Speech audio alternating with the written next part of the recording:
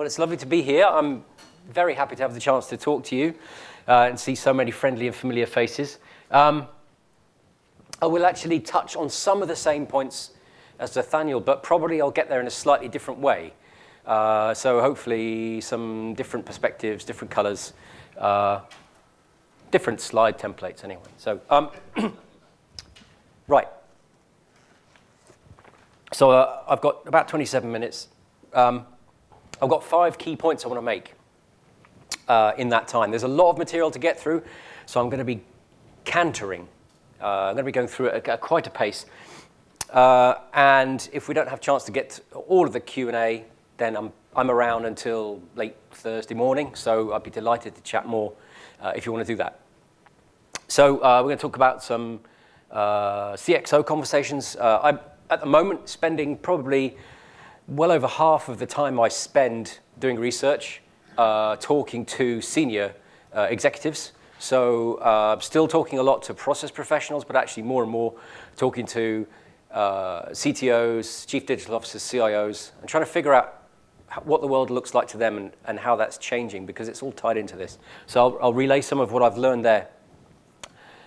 This is all coming back to the whole idea of work, though. It's all connected, and hopefully I'll bring all that out in the next few minutes.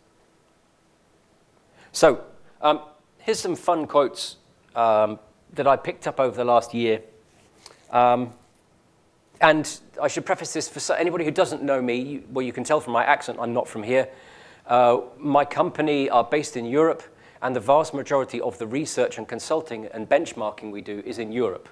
So all these quotes are from European people. All right, so I don't really have much to say intelligent probably about what's happening here, although some of it probably translates quite well. But here's some stuff I've heard people talking about, and I apologize if you can't see the bottom there. So these quotes come from retail, utilities, travel and transport, CPG, insurance, those kind of places. So one thing that's interesting to say about this chart is that the people who have got the most aggressive agendas are not the people we used to look to when we looked for aggressive agendas. So as an industry analyst 10 years ago, if you're going to look for who's adopting innovative new tech, where would you go? You go to telecoms. You go to banks.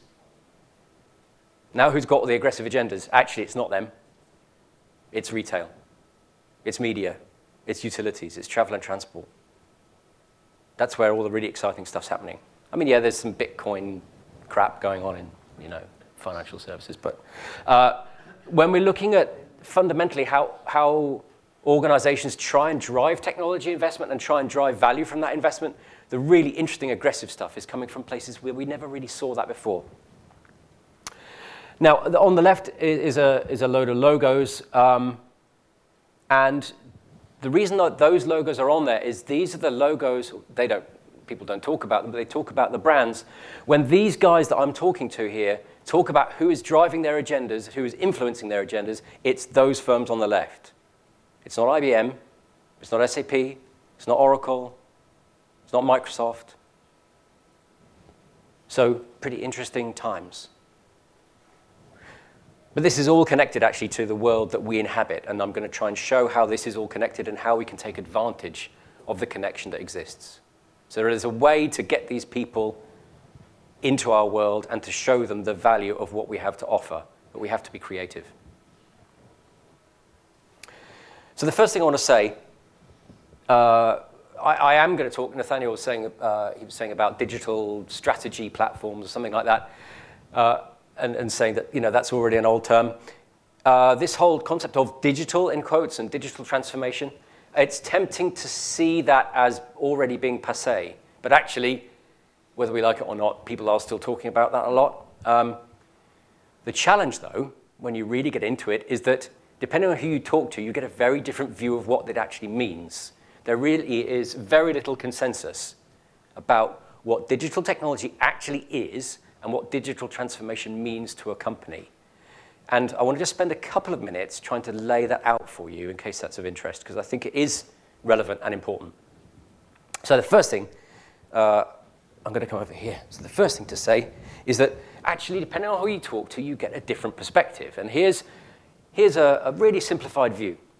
that is really about how digital technologies are about how you coordinate resources more effectively as a business in the context of an economy and a market, okay? Now, analysts, we love quadrants, don't we? So here's a quadrant for you. So what I've done here is I've plotted out different kinds of resources, and then there's different perspectives on digital technology in respect of what kind of resources you're talking about. So the x-axis is, are those resources principally internal to your organization, or are they outside, in the market, in the economy? And then north and south, you've got resources that are more about people and the knowledge they hold, and resources that are more about sort of assets, things, processes, all right? So there's different perspectives. And digital technologies play roles in coordinating those resources that are different but related, and depending on who you talk to, you get a different answer. This is really important to understand. The nuance on this is that actually they're not separate at all. They're all connected. And the really smart companies I'm talking to have figured out that these things are all connected, and they're all connected in some important ways.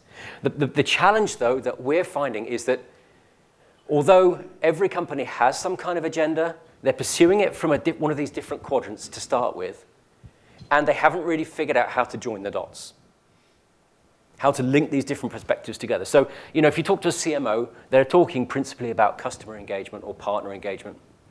You talk to a strategy leader, they're talking about how can we create new products, new platforms, new business networks. These things are all connected.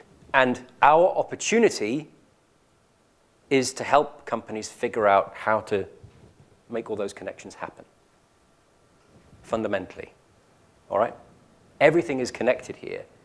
The challenge, though, and this is more for the marketing people who probably aren't here, is to figure out, well, you can't tell the same story to different people on this map. You have to tell different stories to different people. But fundamentally, the value that we all have to provide is about how we connect, how we fill in those arrows. Is this all making sense so far? Yeah? Good. Okay. All right. So, 7 minutes and 30 seconds. Okay, right. So, I just want to chuck in, I'm not going to say IoT because I hate the term IoT. It's one of the worst things ever invented. IoT means nothing because it means everything. It also means nothing. So I'm going to talk about smart connected things because actually fundamentally that's what we're talking about. They play a really, really important role in this whole space because they bring physical things into the world of digital transformation and into the world of information. So first wave of digital technology was about principally e-commerce. It was about taking physical things that people did and putting them online. So principally those things were about consuming media or shopping. So they were about the green arrow. They were about taking physical experiences and things and making them digital. And now we are in a world where a lot of the really interesting stuff is about going the other way. It's about taking stuff that used to be physical, taking ideas and principles and practices that live in the digital world about things like being able to subscribe, being able to upgrade on the fly, and actually inserting them into physical experiences. So taking things that we've learned in the digital space about services and servicing and taking those kinds of capabilities into the physical world. All right. The reason why I'm mentioning this, although it seems like a little bit of a side alley, is that this is all basically turbocharging the same movement, which is about creating a world where the way that we manage resources is fundamentally digital, and the way we build our businesses and run our businesses is fundamentally digital. Products used to be very separate from this world. The products that a company would create would go out into the market, and then essentially we'd lose them. We'd have no idea what was going on. This is all about taking things that essentially companies created and put out into the market and connecting the company, the market, and the economy all together. All right, so let's just, somebody told me once you should never go back in a presentation. I'm sorry, I do that a lot. So this is internal resources, this is external resources, right? Resources that are out in the market, in the economy. The reason why the IoT thing is interesting, or one of the many reasons from a process point of view, is it connects these all together. All right, we don't have resources internally creating things that then go out into the market and the economy that are then disconnected. Everything is connected together, whether you're making fridges or cars or apps. All right, everything's connected. So here's something else that people get confused by, this whole idea of digital transformation. So I've been talking a lot to companies about what this means and why this is interesting to them and what kinds of opportunities it gives them and what kinds of challenges it gives them. Most people focus on the bit on the left. They focus on the end state. They understand that what they want to do is get to a world where their company embraces new ways of creating capabilities, delivering capabilities, and running their business. So they think about cloud, infrastructure as a service, platform as a service. They look at social, the internet of conversations, if you like. They look at social networks and what that means. They look at smart connected products, IoT. They look at mobile, those kinds of things. So they look at the end state and they see how where they want to get to is a place where they embrace all these technologies and they really build their capabilities around those new kinds of technologies. What is still very much a minority sport, though, is realizing the right-hand side. So if the left-hand side is about the end state, the right-hand side is about how you get there. Fundamentally, a lot of companies misunderstand this because they think that digital transformation is all about, is just about the end state. And actually, it's also about transforming digitally. So it's about using techniques, technologies, platforms, and systems that are already in use in the digital world. Okay, so you can think of this as the way that Netflix runs its business or something like that. Fundamentally, two concepts paired together. One, the ability to instrument digitally your products, your services, and your processes. So you gather intelligence from those. They're not black boxes anymore. And coupling that with the ability to change things in a very, very agile way. All right? So for me, the really interesting side of transformation in the new world is that it's not at all like transformation 3, 5, 10 years ago. 10 years ago, if you wanted to talk about business transformation, you had to talk about building a business case that gave you a return on a 5-year time frame and a target operating model that you'd spend 6 months mapping out on massive pieces of paper. That is not this world. So the world of transformation is itself changing. All right? It's not just about the end state, it's about how you get there. And this is what a lot of companies I'm talking to are starting to understand. They're understanding that these technologies are not just about an end state, but they also give you an opportunity to change differently. Okay? So a really smart guy I met a little while ago from one of the very, very largest industrial conglomerates in the world, one of their very senior tech people said, you know what, we kind of get all that. And the thing that we're really trying to figure out is how do we create a digital thread? And I thought that was so cool. That's that little term there. We're trying to create a digital thread that can weave through our enterprise so we can connect all these different domains together. So we can really go from the point where we're trying to deliver new digitally enabled products and services out into the market, connected products and services, and get all the data out of those so that we're really not just instrumenting them, but we're gathering the right kinds of intelligence from those. We're able to use that intelligence to change more effectively, to change more quickly, more efficiently.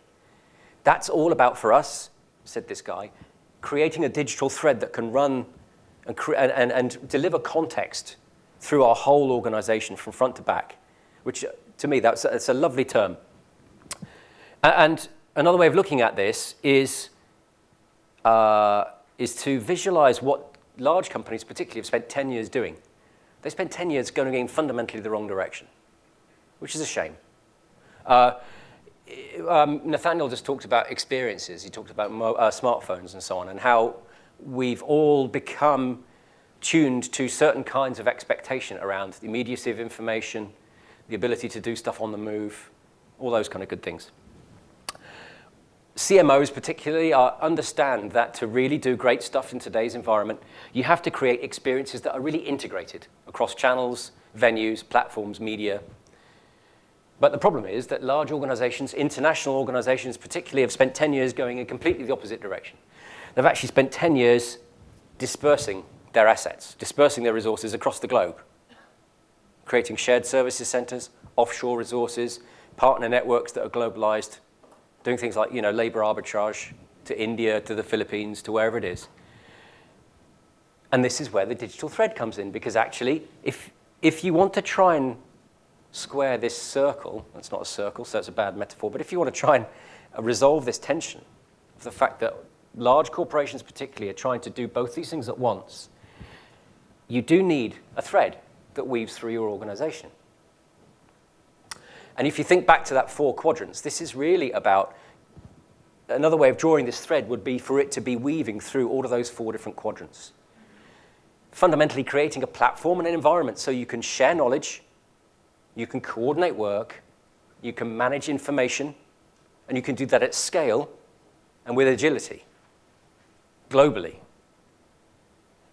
And if we strip ideas of BPMN or other kinds of maybe some legacy baggage around what a BPMS looks like in terms of the 8 capabilities or whatever, if you strip all that out of the conversation that we should be having, this is fundamentally what we're all about.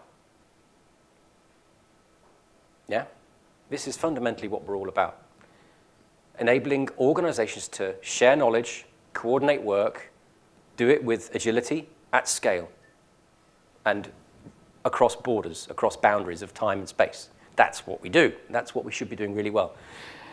So there's a huge opportunity. And a huge opportunity if we can think slightly more creatively. Let's see. Where we're seeing companies going now is fundamentally the really advanced corporations I'm speaking to, being prepared to throw everything up in the air when it comes to work and understanding how work gets done. In fact, not understanding only how work gets done, but all of those questions. What gets done? How does it get done? Who does it? When do they do it? Where do they do it? All of those things potentially are up for reconsideration and re-engineering. When you look at social technologies, when you look particularly at those combined with mobile technologies, the ability to gather data and intelligence, drive analytics, recommendations, drive new kinds of automated insights, they actually enable fundamentally kind of refactoring of the way that work gets done. So we're seeing organizations look at how they apply these technologies to insert new kinds of system recommended decisions, tasks, processes into the work context. Creating new ways of delivering tasks so that we're not just working within corporate boundaries, but we're actually able to embrace customers and partners. So we're not just doing stuff in our own boundary and then having people at the edge of an organization essentially being proxies for the customer. We're actually bringing customers right into the processes and the task management itself. So we're seeing companies create new kinds of digital fieldwork opportunities. So we're actually pushing tasks out into the field with new kinds of device capability, for example, bringing customers much more into processes. And again, to do the thing that you're never supposed to do, this is also about going back to these 4 quadrants. It's about understanding that you can apply that. I'm sure many of you have come across this term SMAC, the social mobile analytics cloud. How do we apply those technologies in each of these 4 quadrants? And this is the process I'm working through many clients with at the moment, is what do those things mean in terms of opportunities there? And then what does that mean in terms of the systems and the platforms we need to manage work, to manage knowledge, and do that effectively across boundaries? Sorry, going backwards and forwards. So the last main thing I want to touch on in this section is another conundrum that we have the opportunity to help organizations unpick. And this is, you could call this, I've never been very good at TLAs, the corporate knowledge conundrum.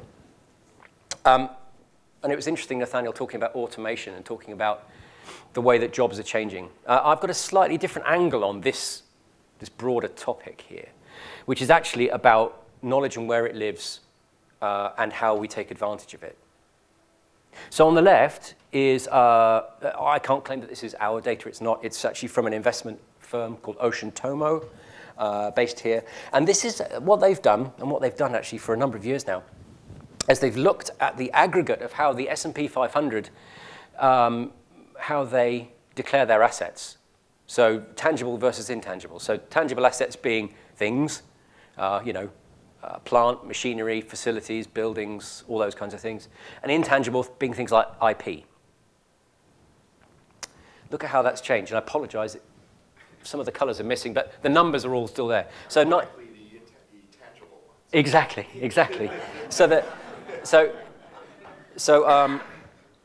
This is kind of hatched, but unfortunately the hatching is missing. But in 1975, 83% of the declared assets in aggregate of the S&P 500 was 83%, and the intangible stuff was 17.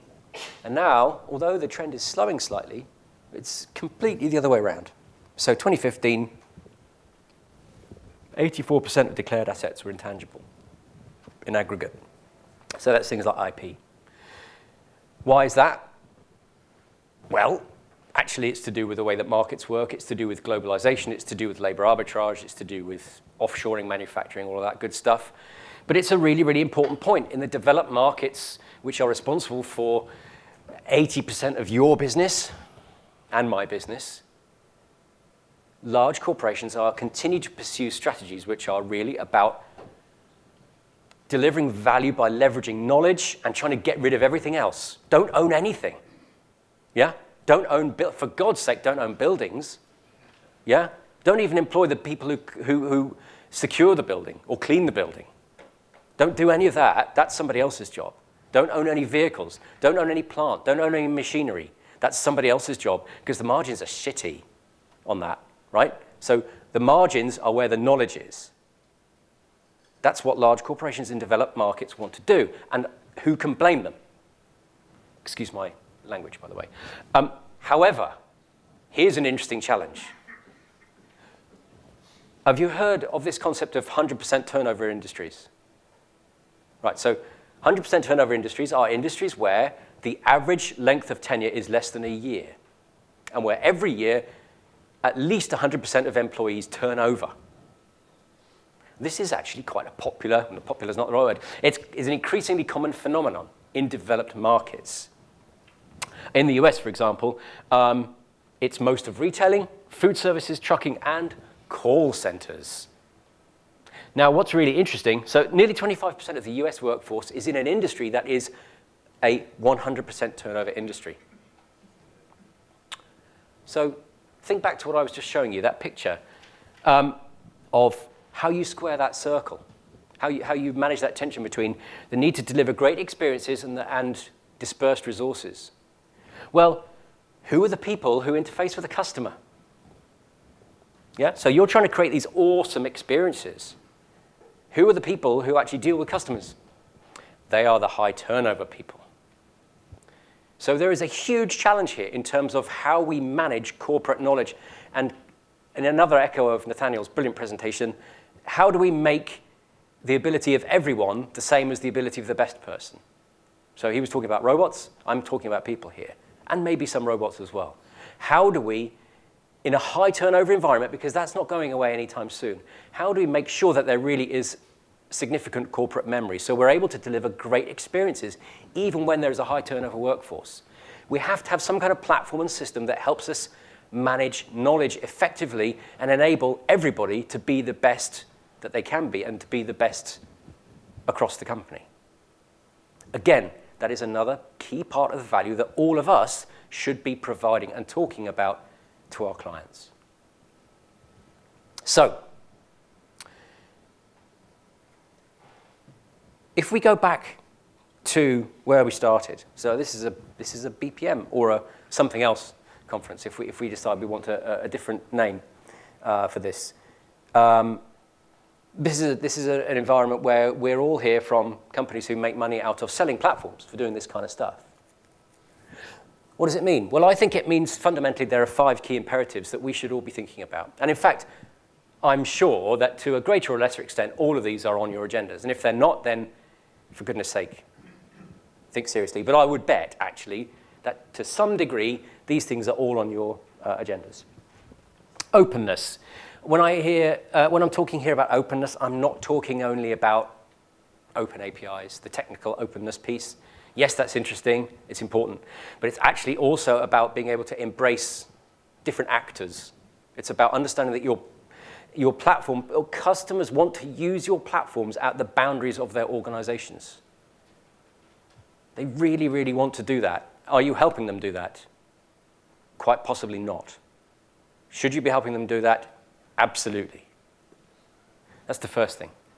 Secondly, agility. Well, we all understand that. There's more, I think, that can be done. It's not just about model-driven. It's actually about creating new ways for people to work together. And new ways for people to work together in a way that makes sense for different constituencies. So not making everybody look at a bpmN diagram. Because bpmN is awesome, but not everybody wants to look at a bpmN diagram. Measurability. Well, actually, we should all have that at our heart. I think there's, again, more we can do, because it's not just about understanding cycle time. It's actually also understanding context. It's also understanding the data that is flowing through work, okay, and understanding how that maps onto the performance of work itself. And in fact, I think Nathaniel probably talked about this probably when he was talking about relationships and about being able to understand the inside of the box. When you're working with data, when you're working with things, understanding the context of what you're doing and using that to help drive work. That's tied into here. Collaboration. This is really about, again, opening platforms up and enabling new constituencies to collaborate on work and in the improvement of work, and not just assuming that you've got the business analyst and you've got the developer and that is the end of it, because it's not. And augmentation. So actually a simple way to come back to this is to say fundamentally robots. But robots in the broadest sense. So Jim last year I think talked about agents. I think that's the term he used. We're seeing a huge wave of interest from our clients across Europe in this topic broadly. So how do we get intelligent augmentation into work so that we can drive decisions more effectively, so we can select processes more effectively, so we can understand the content of documents more effectively, so we can search more effectively. So a lot of these, in quotes, robots or these use cases around machine learning and around augmentation, they're not around general purpose. They're actually around very focused task support, very focused process support. But there's a lot of interest in this, a lot of interest in how decision technologies and predictive technologies can help to drive more effective work. And a lot of that is single task. It's not general purpose. So the main point, I guess, that I want to conclude with is that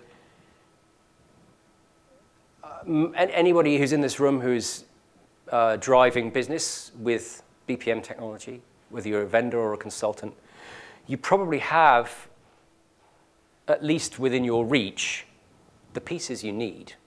You may not have them right on your desk right in front of you, but they're probably within reach. You know where to get them. But this actually comes back to a point that, which gentleman was it asked Nathaniel about the best of breed versus whole product thing? I can't remember. Anyway, was it yourself? So I think it's about saying, do we always have to package things up in the same way? I fundamentally believe it's time for collectively us to think about unbundling and about new ways of remixing these capabilities for customers. So this is molecular gastronomy, right? So these are 3 examples of essentially taking food, reconstituting it, so chemically altering its constitution, chemically recreating it so in interesting and novel ways. I think we need to find ways to create transparent ravioli in our world. This is what customers are crying out for, but they're not getting it. Or they're not getting it from many places. And leading edge customers are doing it, but they're having to do it all by themselves. How do we do that for everybody else? A thought experiment I'll leave you with is, and it comes back to, again, Nathaniel's point about 3, 4-tier architectures.